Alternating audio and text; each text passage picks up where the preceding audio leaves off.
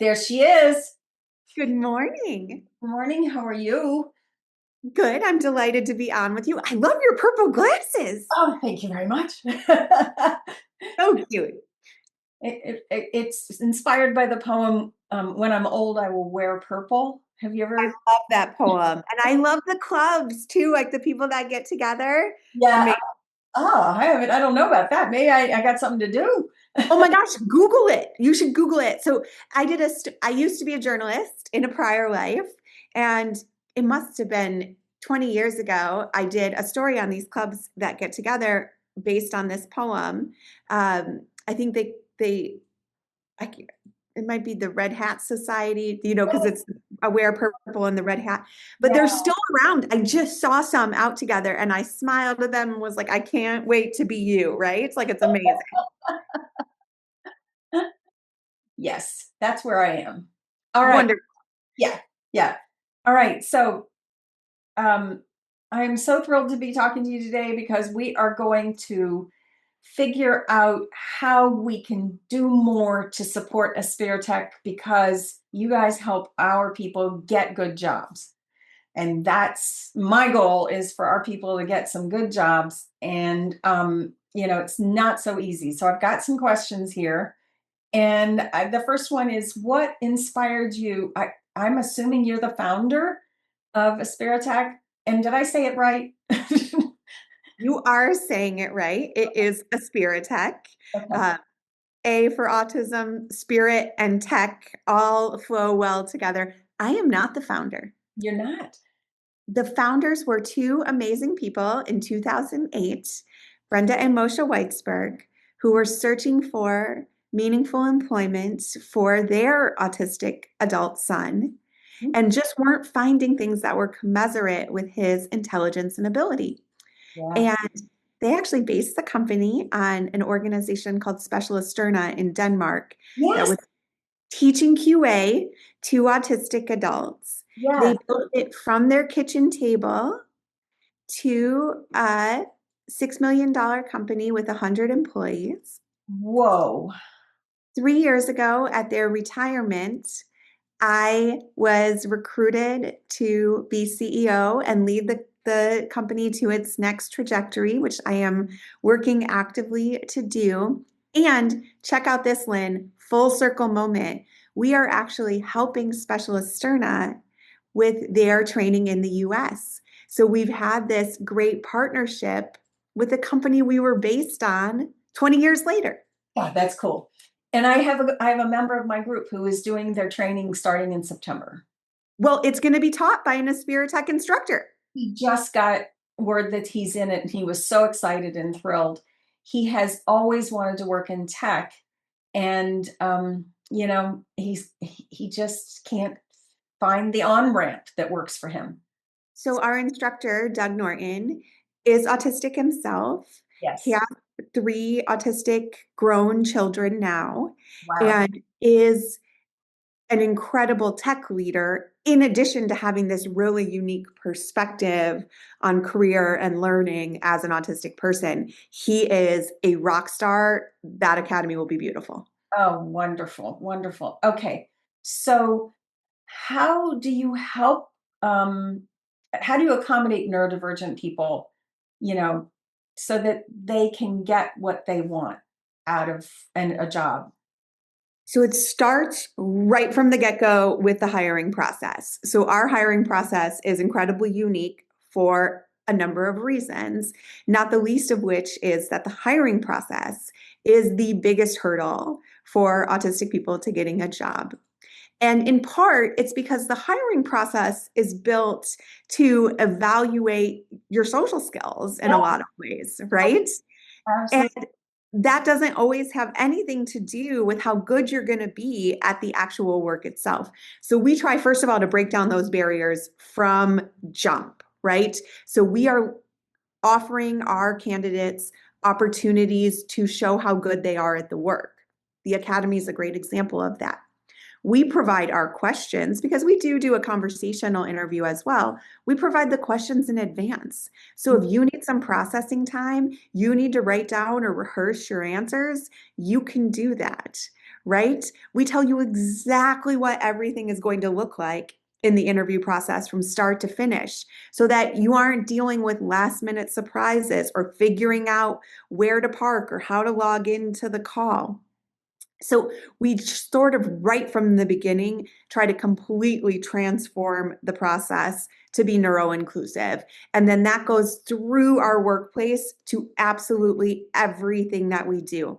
I'll give you just a couple examples. I will not talk about it all day, but I could. Here's a couple examples. We have a sensory room in our office. If you need an escape from the hubbub of the office, you can go into that very quiet, very low lit sensory room with weighted blankets, with fidget toys, with emotional regulation techniques plastered on the wall, and you can have some space. But let's take that a step further. We also allow people to work from home where you can set up your sensory environment exactly how you need it. Yep. We also think about different communication styles in the workplace. When I give an all hands call, for example, first of all, we record it so that you can watch it at either sped up or slowed down processing speeds based on what you need. And then we also provide visuals and bullet point Yes. information, Yeah. right? Mhm.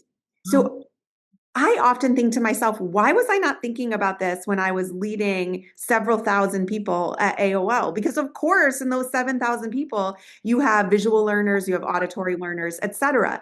So a lot of what we do is being more conscientious about neurodiversity and all these kinds of brains in the workplace in ways that actually benefit all of us, neurotypical and neurodivergent alike. So, like I said, I could talk about that all day, but those are some of the examples of things we do. Okay. All right. Because I do have a member who's applied and is on the waiting list, I guess. So, and that's a point worth making, right? Aspiritech, I often say we're chipping away at an iceberg Yeah. that is, the autism unemployment rate and the underemployment of brilliant, talented people. And it's what keeps me up at night, Lynn, right? I am constantly thinking not about our employees because they're awesome. They're in this great space, living their best life, building a tech company, but about all the people we can't employ yet. How do we grow? How do we scale? Because the need is greater than the demand that we can give. So we're always thinking about new ways for funding for our academy. We offer our academy completely for free to autistic adults. It grew from one cohort its first year to more than 5 cohorts this year. And we're still have a waiting list. We still have a long line to get into the academy. And then in terms of growing our revenue and our clients, the more revenue and clients we have, the more people we can employ so Yeah. that we can start shortening up that waiting list like you just mentioned of people who want to come in the door here. So Yeah. grow, grow, grow because for us growth is mission. Okay. Okay. So, how can we? It sounds like which part of the world has responded best to your services? So it's interesting. I wouldn't say it's a specific part of the world. I would say it's a group of people in all parts of the world that care about the mission. Okay. I'll give you a good example. You meet someone in tech that Mhm. has an autistic son, which Yes. I did. Noah Silvers and his wife have one neurotypical son, one autistic son. He works in tech. He wants to open doors for us. He wants to make introductions because he cares about this mission. His wife is helping us fundraise because she cares about this mission. So I would say it's less where have people responded in terms of a certain industry. It's all industries and it's people who know and care about what we do. And often that means an autistic loved one. Yes. Well, if the current guess is around 3%, my guess is around 5% of the population. And then if you expand that to all divergence, it's just your basic bell-shaped curve. You got 66 and 2/3 in the middle, and you got a third on each end, right? So Totally, totally. So it touches so, so many of us. it touches all of us. Yes, no question. So um, it sounds like what we need to do is increase the awareness among the people who care about autistic people about what Aspiritech does? 1,000%. So I'll give you my mantra since the day I started here. My mantra is everyone who knows about Aspiritech wants to work with Aspiritech. Yes. So our job is to make sure more people know about Aspiritech. Okay. We are working hard at that. One thing that helped, we were named one of Forbes' top 100 accessibility companies in the world. Nice. Great, right? It opened a lot of doors. All of a sudden, a lot of people wanted to interview us. People are reaching out, right? So it's talk about Aspiritech. If I could ask anything of the people who care about the autism community, it is talk about Aspiritech. Because when you talk about it, inevitably you meet another person who cares Yes. and they can make an introduction and they can make an introduction. And maybe it's to a workforce development board that can help us get workforce development funding for our academy. Maybe it's to a business that needs a data project done. And gosh, our team is awesome at that, right? Right. So it doesn't matter who it is, you're opening a door for us. Maybe it's a parent with an adult son or daughter who's looking for a job and doesn't know where the next place to turn is. Even if we can't be the employer, we've got lots of partners. I never, ever leave an email from an autistic person, or really anyone, I'm a little bit crazy about that, unreplied to, right? I will do everything I can to help. If it's not hiring, I can open a door. So, what problems do you solve for companies? What are the best problems that you solve at Aspiritech that you have the people to solve? I'll give you 3 good problems that we solve all day, every day. One is if you need a product or a tool or anything, quality assurance tested. If Mm. you need it to be perfect or as close to perfect as humanly possible before it goes to market, we've got the team for that. So that's one. Okay. 2, you have any sort of data project that is just too big, too time consuming for your internal team to do, and you need to outsource it, we got your back.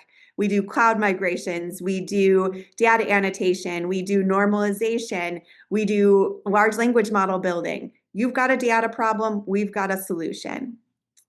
3, you need something to be accessible to everyone based on federal law. Your website, your software, your chat bot, whatever it might be that's out there to the public is required by law to be accessible to everyone. Aspiritech can help you both with testing and remediation to make sure it's accessible to all. Wow. I think that everyone that's a member, that's a tech kind of a person should at least go to that academy, right? That they should at least consider doing that. One of my members said that they were going to do that, but they were told that they were kind of overqualified for that. So they're the ones that are in your waiting list of, Absolutely. And one of the things we're thinking about is how do we expand our offerings? So yes. when we started the academy, it was QA because QA is our jam, right? So if you're already trained in QA or even advanced development, you might not learn something new at our academy. And so we wanted to have more. One of the things that we are launching in September is our Cybersecurity Academy. So that will lead to a CompTIA Security Plus certification, as well as hands-on testing of the Department of Defense cybersecurity model. So that was a great way for us to expand and offer more. And then the third thing I would say is that our academy simulates a workplace, and we do that on purpose, right? We are having you interact on Slack, on video conferencing calls, on email with people doing check-in like managers. And that is a really valuable skill for everyone.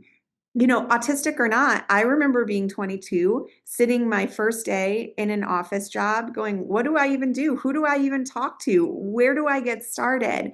And so if you're autistic and you struggle with those sort of things, it can be even more exacerbated. And that practice in the friendliest, supportive, most neuro-inclusive environment in that I know of is a great way to get ready for that first job. We also treat it like an internship. So at the end of it, you are getting references, you're getting your resume built up, and that in and of itself can be incredibly valuable. Oh, makes your resume so much more magnetic. Yes. Yes, that's what we want. Okay, all right. So I think the September Academy is filled, right? I know. I know. That's the thing keeping me up at night, right? Is if we have 8 spots 5 times a year, that's 40 people. If 500 to 1,000 people apply every year, and they do, I do. we're still just putting a dent in it. Yes, that must be incredibly frustrating. It just motivates me to work even harder. Yeah. So if you could speak to CEOs at other companies, what would you ask them to do differently? Well, first, I would let them know, and I do this often, Mhm. that you already have a neurodivergent team. Right. And Lynn, what you were citing earlier, 5% autistic, but really when you expand that into ADHD, OCD, and many other forms of neurodivergency, you're talking about generally 1 in 5 people have some sort of neurodivergent brain. Yeah. And when you're talking about neurodiversity, you're talking about 100% of us. We all have brains that experience the world differently and cause us to walk through the world differently. Yeah. So I really want CEOs to understand that by embracing neurodiversity, they're thinking about their already existing team and how to help them be their best selves in the workplace.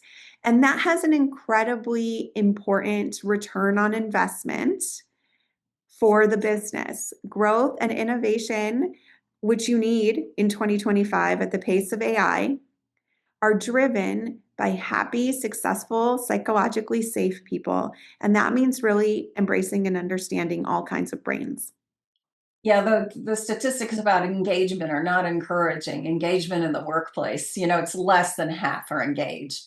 But Absolutely. Think about the loss of productivity, right? I mean, that is measured in the billions of dollars. Think about unsatisfied customers because unsatisfied customers come from unsatisfied employees, right? So if you can keep your team happy and engaged, that will drive your business forward.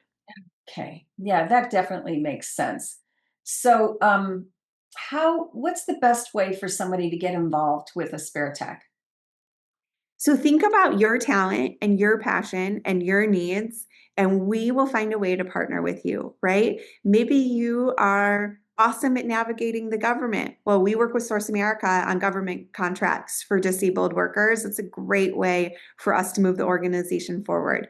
Maybe you're an awesome person on social media. You just have a million friends and followers. Talk about us, right? Inevitably, you're going to reach someone that wants to help, right? So I always say take your talent that you offer the world and figure out how you can apply it to a really amazing mission. And if you're not sure, shoot me an email, visit our website.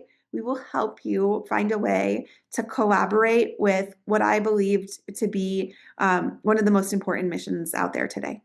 Absolutely. It's just so important that um, and especially in light of the recent changes in qualifications for things like Medicaid, you know, people want to, it's not that my kids, all my members all want to work. My kids in my house want to work. It's just there are some barriers that they have to navigate around, and to understand what those are and put the accommodations in place at the workplace and just be aware of them. I was reading just yesterday in a book that we can only we can only take in a few bits of information in our brain, and there's like billions of them to take in. But what we also do is take in this subconscious takes in so much more than the conscious. So our intention when we're interviewing, our intention comes across when we're managing someone. And if it's our intention to help make them um, feel safe so they can make a bigger contribution, whether it's spoken or not, it's gonna be, they're gonna know. It's gonna be felt.